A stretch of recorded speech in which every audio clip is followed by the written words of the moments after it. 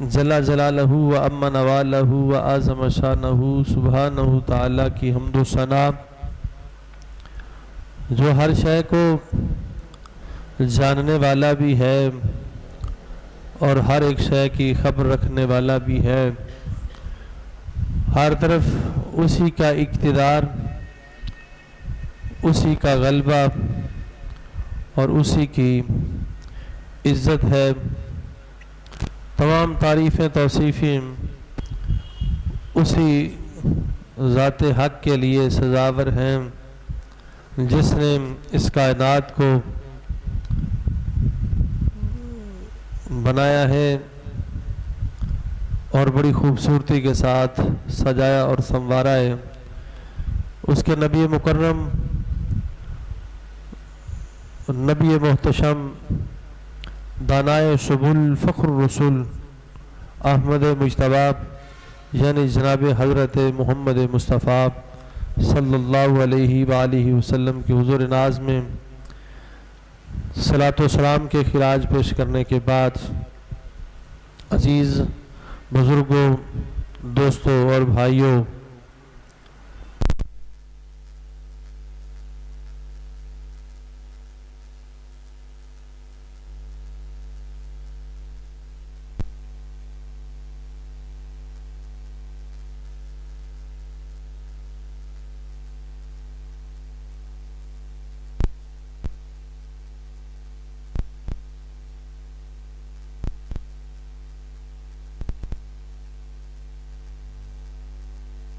میں خشوع و خضوع ہو، میری طرف توجہ دیں ذرا۔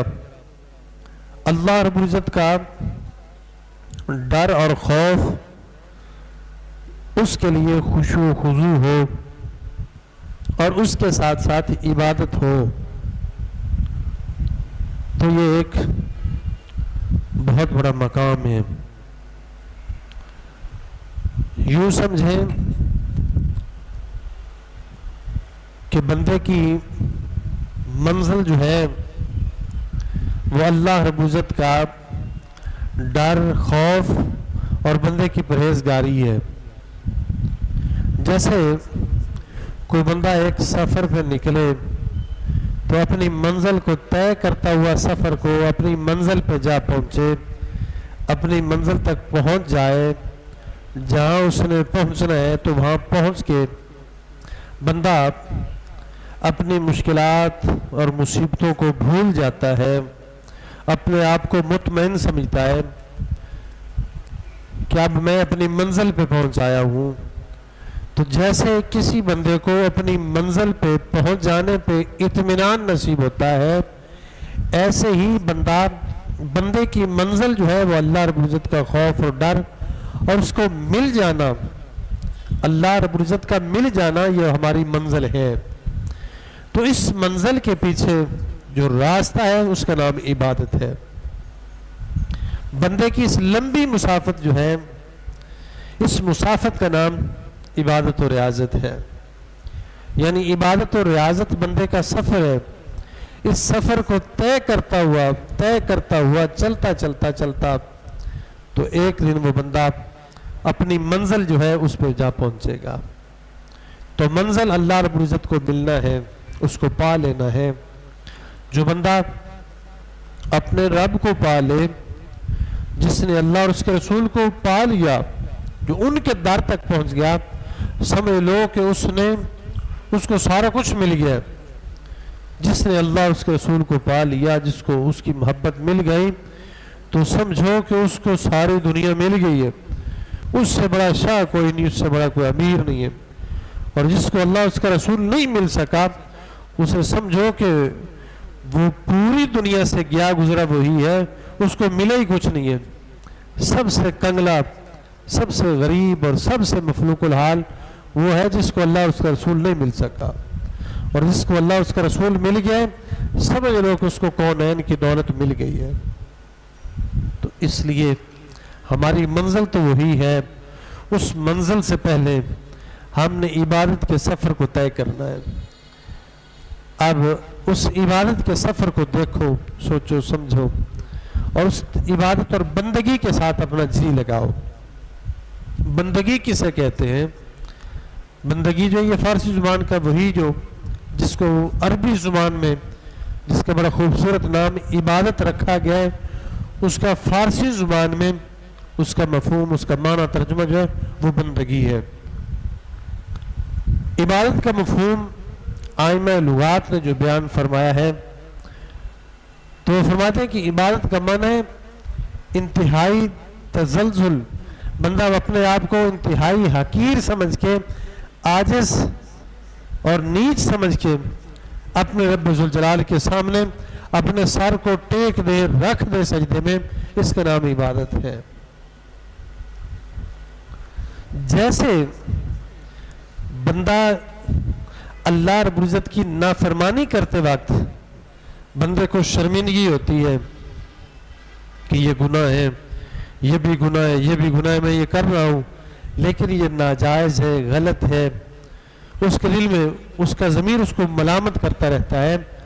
جیسے بندہ معصیت گناہ کرتے ہوئے اپنے رب ذوالجلال سے شرماتا ہے، اسی طرح جو اس نے حکم دیتا ہے، جو اس نے حکم دیا ہے کہ میری عبادت کر، جب بندہ اللہ رب العزت کے حکم اور سرکار دو عالم صلی اللہ علیہ وسلم کی تعلیم کے مطابق اس کام پہ عمل نہیں کرتا، اسی طرح اس بندے کو پھر اس پر بھی شرمندگی آتی ہے۔ جیسے میں نے روکنے کے باوجود میں گناہ کر رہا ہوں، ویسے جس کام کا مجھے حکم دیا گیا ہے اگر اس کو بھی میں بجا نہ لاؤں تو بندے کو شرمندگی ہوتی ہے۔ لیکن دوسری طرف جو بندے کو حکم ملا ہے، جب وہی بندہ کام سر انجام دیتا ہے اللہ اس کے محبوب پاک صلی اللہ علیہ وسلم کے حکم کے مطابق اور تعلیم اور تربیت کے مطابق، جب بندہ گناہوں کو چھوڑ کے نیکیوں کی طرف آتا ہے اور عبادت میں محو اور مصروف ہو جاتا ہے، ایسی اب اس بندے کا دل جو ہے وہ مطمئن ہو جاتا ہے، اس بندے کا دل جو ہے وہ اطمینان پکڑتا ہے، اس کو سکون میسر آتا ہے۔ تو اس لیے میرے بھائیوں، عبادت کا مطلب ہے انتہائی تزلزل، انتہائی حقارت، اپنے آپ کو نیچا سمجھ کے، اپنے رب ذوالجلال کو اعلیٰ اور عرفہ اور بلند سمجھ کے اس کے سامنے اپنے ماتھے کو رکھ دینا۔ تو جب بندہ خدا رب العالمین جل کے سامنے اپنے آپ کو اپنے سجدہ ریز ہوتا ہے اور اپنے آپ کو عاجز اور اس کو بندہ قادر اور بلند سمجھتا ہے، اب اس بندے کو جو ہے اللہ رب العزت کی طرف سے اس کا فضل، اس کی رحمت جو ہے اس بندے کو اپنے حصار میں لے لیتی ہے۔ وہ بندگی، وہ عبادت جو ہے، تو جس قدر وہ بندہ اپنے آپ کو عبادت میں مضبوط کرتا ہے، بندگی میں دل لگاتا ہے، مضبوط کرتا جاتا ہے، عبادت اور ریاضت میں اپنے آپ کو مشغول کر لیتا ہے، اب یہ بندہ جو ہے روحانی اعتبار سے اب یہ بندہ مدارج کو طے کر رہا ہے، درجہ بدرجہ اب اس بندے کی جو ذہنی اور روحانی جو تربیت ہے اس بندے کی بھرپور ہو رہی ہے، اب وہ بندہ بلندیوں کی طرف پہنچ رہا ہے۔ جب بندہ جو جتنا زیادہ عبادت کے اندر اور بندگی کے اندر اپنے جی کو لگاتا ہے، اپنے آپ کو محو اور مشغول اور مصروف کرتا ہے، اس کے روحانی درجات اتنے زیادہ بلند ہوتے جاتے ہیں۔ اس لیے میرے بھائیوں، اپنے آپ کو عبادت کی طرف لے کے آؤ، عبادت کو سمجھو، عبادت کے مفہوم اور معنی کو سمجھو اور عبادت کی وسعت کو سمجھو اور اپنے آپ کو عبادت کی طرف لے کے آؤ۔ معصیتوں، گناہوں سے باز آؤ، گناہوں سے بچو اور ان راستوں سے ہٹو اور واپس آ کے اپنے آپ کو عبادت میں مصروف کر دو۔ مقصد انسانیت جو ہے اس پہ اگر ذرا غور کیا جائے تو بندے کو سمجھ میں آتی ہے کہ میرے رب نے مجھے بنایا کس لیے، ہم آئے کس لیے، ہمیں بنایا کیوں گیا ہے، ہمیں کیوں بنایا گیا ہے، ہمیں کس لیے پیدا کیا گیا ہے، ہم دنیا پہ کیوں آئے، ہمارا مقصد حیات کیا ہے۔ اگر جس معاشرے اور ماحول میں ہم سانس لے رہے ہیں اور شب روز ہم لوگوں کو بتاتے ہوئے اور سنتے سناتے نظر آتے ہیں، جس قدر آج دنیا کی ہوس، لالچ اور لاب و لابی میں آج ہم گرفتار ہو چکے ہیں. اگر اس پہ آج ہم نظر دوڑائیں تو آج ہمیں یہ بول کثرت سے ملتے ہیں کہ دنیا کماؤ. دنیا جتنی زیادہ ہاتھ میں آئے گی اتنا زیادہ سکون ملے گا اور بندہ اتنا زیادہ مضبوط ہوگا. یہ آج ہمارے معاشرے کی آوازیں ہیں کہ دنیا کماؤ. آج 99 سے 100 کے چکروں میں جمع مالم و عددا. فرمایا ویل لکل ہمزۃ لمزۃ الذی جمع مالم و عددا. یعنی بندہ فطری طور پہ آج طبعی طور پہ بندے کی جو فطرت ہے انسان کی, بندہ پیسوں کو گن گن کے بندے کو سکون آتا ہے. یہ بندے کی نیچر ہے. بندے کی نیچر یہ فطرت یہ ہے کہ بندہ پیسوں کو گنتا ہے اور گن گن کے ان کو جمع کرتا ہے, محفوظ کرتا ہے کہ میرے پاس یہ پیسہ روپیہ دولت جو ہے یہ محفوظ ہو جائے. پیسوں کو گننا, پیسوں کو جمع کرنا یہ بندے کی نیچرلی یہ طبیعت ہے بندے کی. اگر یہی کام روزی کا کمانا, کھانا, سونا, مر جانا, اگر یہی کام بندہ اپنا مقصد حیات سمجھ لے اور اسی میں محو ہو جائے اور اپنی پوری زندگی اسی میں کھپا لے کہ بس میں نے روزی کمانی ہے, کما کے میں نے سونا ہے, زندگی بسر کرنی ہے اور مر جانا ہے. اگر یہی 3-4 کام اسی کو بندہ اپنا مقصد سمجھ کے اور اسی پہ اپنی زندگی کو ختم کر لے تو حیوانوں اور ہم انسانوں میں کوئی فرق نہیں ہے. حیوانات اور انسانوں میں کوئی فرق نہیں ہے. ہاں دیکھنا ہوگا کہ انسانوں میں اور حیوانوں میں فرق کیا ہے. آؤ دیکھو اپنے ہدایت نامے کو, آؤ دیکھو وہ اس کتاب کو دیکھو, اس کتاب کی تلاوت کرو جس کے اندر ہماری پوری زندگی کے امراض, جس کتاب کے اندر ہماری پوری زندگی کی خوشیاں اور غمیاں جس کے اندر چھپی پڑی ہیں اور ہماری مصیبتوں اور بلاؤں کا حل اور مشکلات کا حل جس کے اندر چھپا پڑا ہے, کامیابی کے راستے جس کتاب کے اندر موجود ہیں, اس کتاب کو پڑھیں. اس سے پتہ چلتا ہے کہ ہم انسانوں کی زندگی کا جو مقصد ہے وہ روزی کا کمانا اور کھانا اور زندگی گزار کے مر جانا نہیں ہے, بلکہ اس سے آگے بھی ایک مقصد ہے. جس مقصد کو بندہ حل کرے گا تو یہ بندے کا بہت بڑا مقصد ہے, جس کو بندہ حاصل کر لے تو دنیا بھی اس کی ہوگی, آخرت بھی اس کی ہوگی.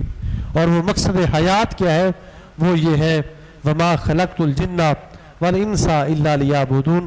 فرمایا بے شک ہم نے انسانوں اور جنوں کو پیدا ہی اپنی عبادت کے لیے کیا ہے. ہم نے انہیں پیدا ہی اپنی عبادت کے لیے کیا ہے. ہماری مقصد حیات ہی صرف یہی ہے, بندوں کا زمین پہ آنا, زمین پہ رہنا, زندگی گزارنا اور زندگی گزار کے مرنا جو ہے اس کے درمیان مقصد ہی صرف ایک چھپا ہوا ہے کہ بندہ اپنے رب کی عبادت کرے بس. قرآن مجید فرقان حمید میں ایک مقام پہ فرمایا کہ ساری پوری کائنات جو ہے, اس پوری کائنات کو بنایا ہی بندوں کے لیے. بندے کے بعد جو چیز بھی بنی ہے اس کو بنایا ہی بندوں کے لیے, اور بندے کو جو ہے وہ اللہ رب العزت نے اپنے لیے بنایا, اپنے لیے میری بندگی کرے. اور قرآن مجید فرقان حمید میں ایک مقام پہ فرمایا کہ اگر پوری انسانیت, سارے کے سارے انسان, اگر سارے انسان, تمام انسانیت اگر مل کے کافر بھی بن جائیں, یہ سارے کافر ہو جائیں, سارے انسان کافر ہو جائیں, تو فرمایا کہ اللہ رب العزت کو اس سے کیا فرق پڑتا ہے, وہ تو غنی عن العالمین ہے, وہ تو غنی ہے. اگر ساری روئے زمین کے انسان بھی اگر مل کے یہ کافر بن جائیں تو فرمایا کہ تمہارے رب کو کیا پرواہ ہے. اور حدیث پاک میں آتا ہے اگر سارے کے سارے انسان مل کے, سارے کے سارے انسان مل کے اس کی عبادت کریں, اس کی تعریف اور توصیف کریں, تو اس کی شان کے اندر کوئی بھی اضافہ نہیں کر سکتا.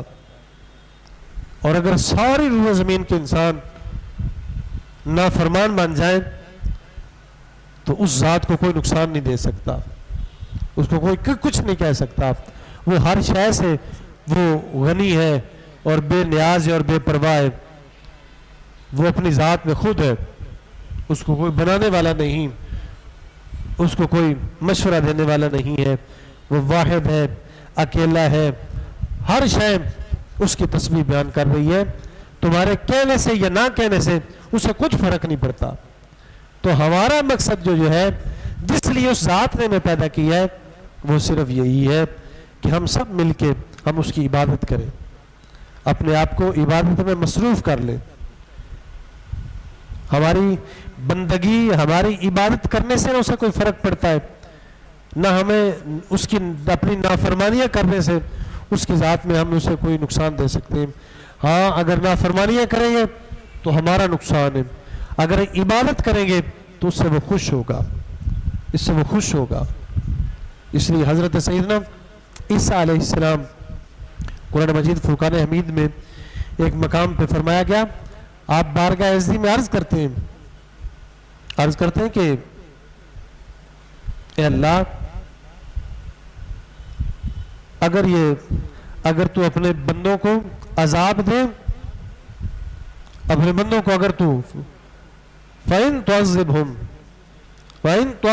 فَإِنَّهُمْ عِبَادُكَ، قرآن مجید فرقان حمید میں حضرت عیسیٰ علیہ السلام بارگاہ عزی میں یوں عرض کرتے ہیں، وَإِن تُعَذِّبْهُمْ فَإِنَّهُمْ عِبَادُكَ، اے اللہ اگر تو اپنے بندوں کو عذاب دے تو تو قادر ہے، تو دے سکتا ہے، اگر تو عذاب دینے پہ آ جائے تجھے کون روکے گا؟ تیرے یہ بندے ہیں، تو عذاب دے تو یہ تیرے بندے ہیں سارے۔ وَإِن تَغْفِرْ لَهُمْ، اور اگر تم معاف فرما دے، إِنَّكَ أَنْتَ الْعَزِيزُ الْحَكِيمُ، تو تو عزت والا، غلبے والا اور شہنشاہ ہے۔ تو ہم سارے مل کے بھی عبادت کر لیں تو اس کی شان میں ہم اضافہ نہیں کر سکتے، وہ جو اپنی ذات میں ہے وہ موجود ہے، ہر شے اس کی تسبیح و تعلیل بیان کرنے والی ہے، اور ہر شے اس کی تعریف و توصیف بیان کر رہی ہے، اس کی شان کے ہر روز، ہر وقت، ہر لمحے سرچے بیان کیے جا رہے ہیں۔ اور اگر نافرمانی بھی ہم سارے مل کے کر لیں اس سے کچھ فرق نہیں پڑتا۔ ہاں اگر ہم عبادت کریں گے، ہم معافی مانگیں گے، اپنے آپ کو بندگی میں مصروف کر لیں گے تو اس سے راضی ہوگا، اس کے اندر اس کی رضا ہے، اس کے اندر وہ راضی ہوتا ہے، اس کے محبوب اس سے راضی ہوتے ہیں۔ ایک اور مقام پہ فرمایا کہ قُلْ لَا أُنَبِّئُكُمْ بِخَيْرٍ مِّن ذَلِكُمْ لِلَّذِينَ اتَّقَوْا عِندَ رَبِّهِمْ، فرمایا میرے محبوب آپ ان سے فرما دیں، یہ دنیا کی جن چیزوں کے ساتھ بندوں نے جی لگایا ہوا ہے، فرمایا کہ اس سے بڑھ کے، کہیں بڑھ کے تیرے رب کے پاس ایسی نعمتیں جن کا مقابلہ دنیا کی کوئی نعمت نہیں کر سکتی۔ اے محبوب ان بندوں سے فرما دیں کہ جن چیزوں کے ساتھ تم نے جی لگایا ہوا ہے اس سے کہیں بڑھ کے تیرے رب کے پاس موجود ہے۔ اور فرمایا وہ کیا ہے؟ جنات، وہ جنتیں ہیں، وہ جنتیں جس کے نیچے سے جنات تجری من تحتہا الانہار، جس کے نیچے نہریں اور دریا جاری ہیں۔ اور فرمایا کہ پھر بندہ یہ بھی نہ ذہن میں سمجھے کہ شاید 2 4 دن 10 دن ہو گئے، بلکہ فرمایا خالدین فیہا، اس کے اندر وہ ہمیشہ ہمیشہ کے لیے رہیں گے۔ اور فرمایا کہ ازواج مطہرہ، جس کے اندر نیک اور پاکیزہ بیویاں ہوں گی، ورضوان من اللہ، اور جس کے اندر اللہ رب العزت کی رضا بھی شامل ہوگی۔ یہ مطلب ہے کہ جو عبادت کریں گے، نیک کام کریں گے، اسے راضی کریں گے، اس سے وہ راضی ہوگا۔ وہ وعدہ فرما رہا ہے اپنے بندوں کے ساتھ۔ ویسے ہم نہ عبادت سے نہ نافرمانی سے اسے کوئی نقصان یا کوئی خوشی نہیں دے سکتے، لیکن ہاں اگر اس کے کہے ہوئے، اس کے محبوب کے دی ہوئی تعلیم کے مطابق اپنی زندگی کو ڈھالیں گے، اس عبادت میں مصروف کریں گے تو ورضوان من اللہ، اس کے اندر اللہ رب العزت کی رضوان شامل ہوگی۔ اور فرمایا واللہ رؤوف بالعباد، اللہ رب العزت اپنے بندوں پہ بڑا مہربان ہے۔ تو اس لیے میرے صاحبوں اور بھائیوں، اپنے آپ کو عبادت کی طرف کھینچ کے لاؤ۔ آج اس وقت ہم عبادت سے دور ہوتے جا رہے ہیں۔ عبادت کا جو کنسیپٹ ہے نا، یہ مضمون آج اس اصطلاح سے ہم دور ہوتے جا رہے ہیں. ہمارا جی نہیں لگ رہا عبادت میں. مسجد میں آتے ہیں برائے نام. مسجد کے جتنے امور ہیں ان میں, ہمارے دینی امور جتنے ہیں ان سے آج ہم اعراض برتتے جا رہے ہیں. ہمیں وہ شوق نہیں, وہ ذوق نہیں, وہ محبت نہیں. اور عبادت کے ساتھ اور عبادت کے جو لوازمات ہیں ان کے اندر اپنے دلوں کو اٹکاؤ. عبادت کی جتنی لوازمات ہیں اور جو عبادت میں چیزیں آسائش پیدا کرتی ہیں, جو آگے پیچھے دائیں بائیں جو بندوں کو عبادت تک کھینچ کے لاتی ہیں, اس پورے کے پورے مضمون کو سمجھو اور عبادت کی طرف اپنے آپ کو کھینچ کے لاؤ. یقیناً عبادت میں آؤ گے تو آپ اللہ رب العزت کے احاطہ کرم میں آؤ گے. جو بندہ جتنا زیادہ عبادت میں محو ہوگا انشاءاللہ اس کی روحانی درجات اتنے زیادہ بلند ہوتے ہیں. جو بندہ جتنا زیادہ عبادت میں اپنے جی کو لگاتا ہے, آہستہ آہستہ آہستہ. اکثر بندے یہ کہتے ہوئے نظر آتے ہیں جناب بس پتہ نہیں, کبھی کبھی ایک نماز شروع کرتے ہیں, 2 کرتے ہیں, 3 کرتے ہیں, پھر آہستہ آہستہ ہم سے بس نماز چھوٹ جاتی ہے, پھر ہم نماز چھوڑ دیتے ہیں. جی نہیں کرتا, تسبیح نہیں پڑھ سکتے, نیکی نہیں کر سکتے, بس پتہ نہیں کیا ہوتا ہے, گھبرا جاتے ہیں. تو جس طرح دوسرے کاموں کے لیے آپ کو ایڈوائزیں ملتی ہیں, آپ کو لوگ مشورے دیتے ہیں, نصیحتیں کرتے ہیں, یوں کرو یوں کرو یوں کرو, اس کے اندر ہمیں بھی ہمارے مشائخ نے, بزرگوں نے, علماء نے جو انہوں نے نصیحتیں دی ہیں وہ بھی پریکٹیکلی طور پہ ہیں. اور ان کو بھی آہستہ آہستہ شروع کرو. جہاں پہ آپ ایک نماز پڑھیں اس کے ساتھ اپنے آپ کو زبردستی کھینچ کے آپ دوسری نماز میں لے کے آئیں. 2 پڑھیں تو اس کو اپنے آپ کو تیسری کی طرف کھینچ کے لے آؤ, آہستہ آہستہ, اور پڑھتے رہے. آپ کا جی نہیں بھی لگتا, اگر جی نہیں بھی کرتا کہ میں نماز پڑھوں, پھر بھی اپنے آپ کو کھینچ کے لاؤ. اذان دینا شروع کرو, خود اذان دیا کرو, اذان کہا کرو, امام اقامت کہا کرو, تکبیر کہا کرو, تسبیح و تحلیل ذکر میں اپنے آپ کو مصروف کیا کرو. آپ کے پاس تسبیح نہیں ہے, اپنی انگلیوں پہ پڑھنا شروع کر دو. کچھ بھی نہیں ہے, آپ زبان سے بیٹھے ہوئے, محفل میں بیٹھے ہوئے, 2-4 دوست بیٹھے ہوئے, تو آپ اپنی زبان سے اپنے دل میں آہستہ آہستہ اپنے آپ کو کھینچ کے لے کے آؤ. اللہ اکبر, سبحان اللہ, الحمدللہ. مختلف جو اسماء حسنہ جو ہیں ان کو آہستہ آہستہ اپنی زبان پہ لے آؤ, گردانو ان کو. بہانہ بنا کے خود آپ تسبیح و تحلیل کرو. گھر میں جب پہنچو اپنے آل و عیال کو, اپنی بیوی بچوں کو, آپ ان کو بہانہ بنا کے اپنے بچوں کو یہ نصیحت کرو. ان کو سلام کہو, ان سے سلام سنو, ان کو خود اقامت انہیں سکھاؤ, انہیں اذان سکھاؤ, انہیں چھوٹی چھوٹی دعائیں ان کو سکھاؤ. تو جب جیسے جیسے یہ چھوٹے چھوٹے, کبھی کبھی یوں بھی ہوتا ہے کہ بندہ کوئی بڑا کام نہیں کرتا, کچھ کام چھوٹا کرتا ہے, نیکی چھوٹی کرتا ہے, اس کی نیت یہ ہوتی ہے, اس کی نیت کے اندر اخلاص ہوتا ہے, خالص پن ہوتا ہے.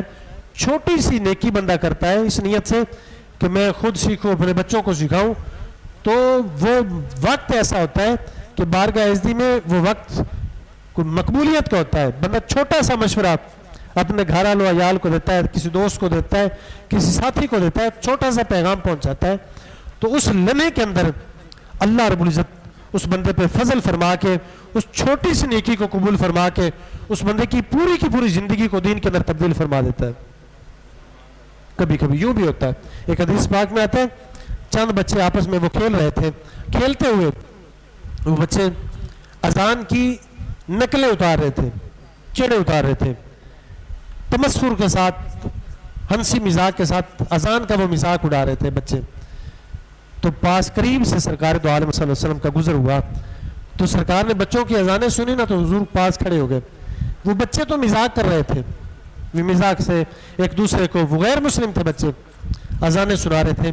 ایک بچہ جو تھا اس کی آواز بڑی, اس کا لہجہ, اس کی جو لسان تھی, اس کا لہن جو تھا وہ بڑا خوبصورت تھا.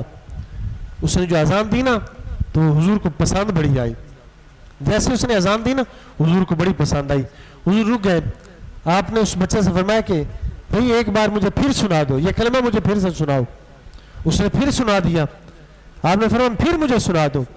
تو تکبیر اللہ اکبر جو تھا وہ اس خوبصورتی کے ساتھ وہ ادا کرتا تھا, حضور کو بڑا پسند آیا اور حضور نے انہی لمحوں کے اندر اس کے حق میں دعا کی، یا اللہ اس بچے کو اسلام کی دولت سے مالا مال فرما دے۔ بس اس کا وہ تکبیر کا کہنا تھا اور ادھر حضور کی دعا تھی، میری دعا کبھی اثر سے نہ ملول ہوئی، میری دعا نہ کبھی اثر سے ملول ہوئی، ادھر دعا کی ادھر دعا قبول ہوئی، ادھر بس حضور کے ہاتھ اٹھنے تھے، ادھر بارگاہ عزی میں وہ دعا قبول ہوئی، اور ابھی وہ تکبیرات کہہ رہا تھا، اسی لمحے اس کی زبان کے اوپر جو ہے وہ کلمہ طیبہ جاری ہو گیا۔ اور پھر وہ حدیث پاک کا مفہوم ہے، روایات میں آتا ہے کہ وہی بچہ، ایک تھے مؤذن حضرت سیدنا بلال حبشی رضی اللہ تعالیٰ عنہ، اور دوسرے مؤذن جو تھے وہ یہ بچہ تھا جو اذان کہا کرتا تھا۔ تو اس لیے بہانے بنا بنا کے اس کی تسبیح و تعلیل اور اس کی بندگی اور اس کی عبادت کے اندر اپنے آپ کو مصروف کیا کرو، کیونکہ رحمت حق بہانہ بھی جو ہے، اس کی رحمت جو ہے وہ بہانے تلاش کر کر کے اپنے بندوں کو معاف کرتی ہے۔ اللہ رب العزت ہم سب کو معاف فرمائے، اور اللہ رب العزت ہمارے دلوں کو اپنی عبادت اور بندگی کے اندر معلق فرما دے۔